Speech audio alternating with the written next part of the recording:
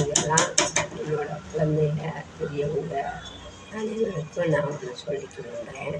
இந்த இந்த வாஸ்து கிரகலட்சுமியை பாருங்கள். இது வந்து ஒரு பசுமாடு, ஆனால் 2 பசுமாடு கண்ணு இதோட இருக்கும். இந்த மாதிரி இது வந்து பழைய சாமி அப்போ வந்து வந்தது. இது கிரகலட்சுமி. இது வந்து எந்த நம்ம துஷ்ட கிரகம் இருந்தாலுமே அதை வந்து நிவர்த்தி பண்ணலாம். அதோட லட்சுமி வீட்டுக்கு தன்னாட்சியில் வரும். அதோட நீங்கள் வந்து இதை வந்து வீட்டுக்கு வெளியில் இருந்து நம்ம வீட்டை பார்க்கணும். அப்படி தான் இந்த தெய்வத்தை வைக்கணும்.